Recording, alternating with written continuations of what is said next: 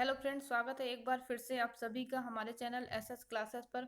जहां पर मैं शालिनी मिश्रा प्रतिदिन लेकर आती हूं आपके लिए हिंदी साहित्य से संबंधित महत्वपूर्ण टॉपिक जो उत्तर प्रदेश असिस्टेंट प्रोफेसर भर्ती परीक्षा से संबंधित है। आज हम पढ़ने वाले हैं हजारी प्रसाद द्विवेदी का उपन्यास पुनर्नवा। तो जल्दी से सब्सक्राइब कर लीजिएगा हमारे चैनल को अगर अभी तक आपने नहीं किया, जिससे आगे सभी वीडियोस की नोटिफिकेशन आप तक पहुंचती रहे। चलिए स्टार्ट करते हैं आज के टॉपिक को बिना देरी किए हुए। हमारा यूजीसी नेट जेआरएफ का कंप्लीट कोर्स चल रहा है और क्रैश कोर्स भी आने वाला है, तो जल्दी से अगर आप ज्वाइन करना चाहते हैं मई के एग्जाम के लिए तो उस कोर्स को भी आप हमें ज्वाइन कर सकते हैं, कमेंट्स में बता सकते हैं। तो अगर आप ज्वाइन करना चाहते हैं, लाइव क्लासेस के माध्यम से हमारा ये कोर्स होता है, उसमें क्विजेस भी होती हैं, मॉक टेस्ट, सभी तरह से आपको एक पूर्ण रूप से तैयारी वहां पर दी जाती है। तो ज्वाइन कर सकते हैं हमारे इस कंप्लीट कोर्स को। चलते हैं अपने टॉपिक पर। तो हजारी प्रसाद द्विवेदी का लिखित उपन्यास पुनर्नवा आज हम यहाँ पर पढ़ने वाले हैं, ठीक है, जिसका प्रकाशन वर्ष 1973 था। ठीक है, आगे चलते हैं। इसके पहले हम हजारी प्रसाद द्विवेदी के अन्य उपन्यासों की बात करेंगे। तो हजारी प्रसाद द्विवेदी ने जो अन्य महत्वपूर्ण उपन्यास लिखे, ऐतिहासिक उपन्यासकार हैं हजारी प्रसाद द्विवेदी जी। ठीक है, और उन्होंने बाणभट्ट की आत्मकथा उपन्यास लिखा था 1946 में, जिसके प्रमुख पात्र हैं बाणभट्ट, निपुणिका और न्यूनिया। विषय इसका क्या है? प्रेम का उदारीकरण एवं हर्षकालीन सामाजिक, राजनैतिक और सांस्कृतिक स्थिति का चित्रण करना इस उपन्यास का विषय था।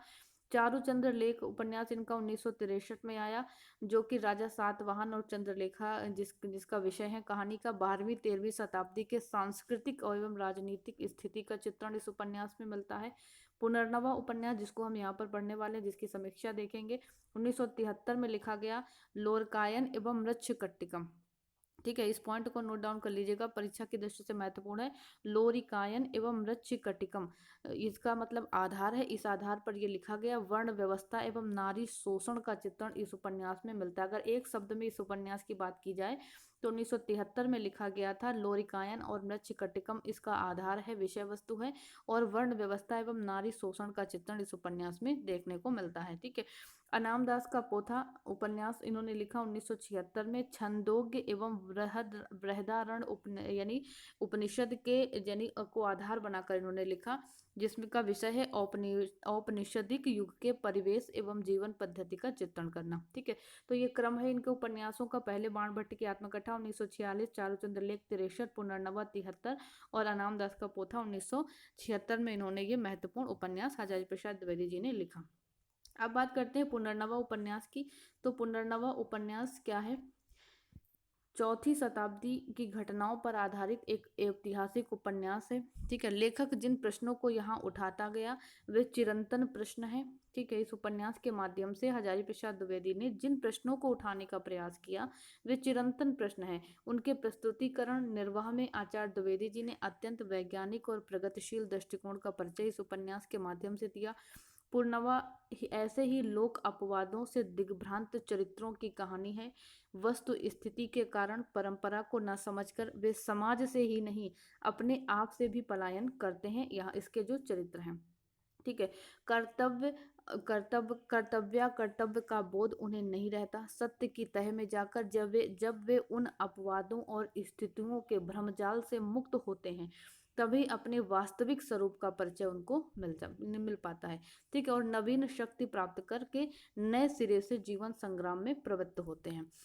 और पुनर्नवा में क्या बताया गया है कि पुनर्नवा ऐसे ही हीन चरित्र व्यक्तियों की कहानी है जो युग युग से समाज की लांछना सहते आए हैं। ठीक है, ऐसे इसमें पात्र मिले हैं जिसको समाज ने यानी समाज लांछन ही लगाता आया समाज, किंतु शोभा और शालीनता की कोई किरण जिनके अंदर छिपी रहती है, और एक दिन यही किरण ज्योतिपुंज बनकर न केवल उनके अपने बल्कि दूसरों के जीवन को भी आलोकित कर देती है। तो ये पुनर्नवा में कब यहाँ पे चित्रण इसमें किया है। इसके उपन्यास के पात्रों की बात करें, पुनर्नवा उपन्यास के प्रमुख पात्र, तो सबसे पहले एक पात्र आता है इसमें देवरात, मंखली, वृद्ध गोप, वन भूमि का चौधरी होता है वृद्ध गोप। ठीक है, श्याम रूप और आर्यक इसी के बेटे होते हैं। ठीक है, श्याम रूप ब्राह्मण का बेटा होता है, आर्यक इसका स्वयं का बेटा होता है। राजुल एक मल्ल होता है, मंजुला गणिका होती है। ठीक है, तो मंजुला के माध्यम से नारी के वस्तुस्थिति का वर्णन यहाँ पे हजारी प्रसाद द्विवेदी इस उपन्यास पे करते हैं। तो चलते हैं इसके थोड़े सारांश की तरफ चलते हैं, चूंकि उपन्यास इतना बृहद है, इतने आज समय में इतनी जल्दी इसको कवर नहीं किया जा सकता, तो इसके महत्वपूर्ण बिंदु ही हम आप तक पहुंचाने की कोशिश कर रहे हैं। आपको काफ़ी उससे एक महत्वपूर्ण इसके बिंदु आप तक पहुंच सकेंगे, तो जिससे काफ़ी हद तक आपको उसके कथानक का आइडिया हो जाएगा। तो द्विवेदी जी का जो तीसरा उपन्यास ये था पुनर्नवा 1973 में लिखा गया। गुप्तकालीन चौथी शताब्दी की घटनाओं पर आधारित प्राचीन भारतीय संस्कृत की पृष्ठभूमि पर लिखा गया ये उपन्यास है। ठीक है, प्राचीन भारतीय संस्कृत की पृष्ठभूमि पर लिखा उपन्यास है, चौथी शताब्दी की घटनाओं पर आधारित है। इस पॉइंट को ध्यान रखिएगा। ठीक है, इस उपन्यास के अंतर्गत जो भी घटनाएं घटित हुई उन सब का केंद्र हलद्वीप नाम की एक जगह है। मथुरा और उज्जैना, ये तीन जगहें आती हैं इस उपन्यास में, हलद्वीप, मथुरा और उज्जैना।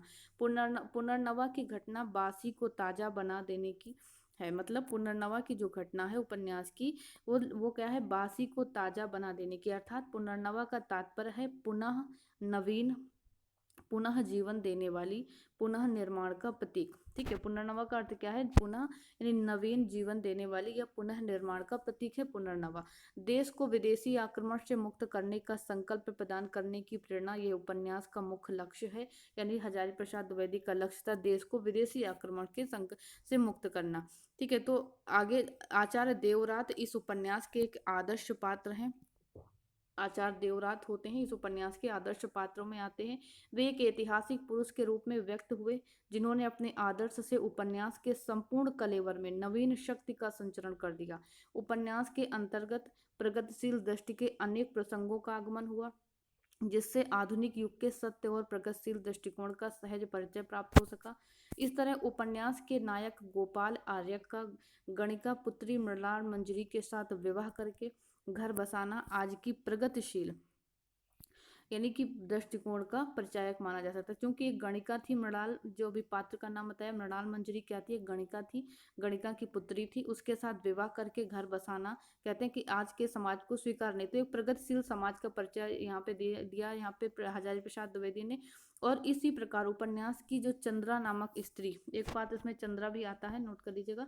चंद्रा नामक स्त्री पात्र अपने क्लीब पति श्रीचंद्र नाम का एक भी पात्र इसमें आता है, ये ध्यान रखिएगा।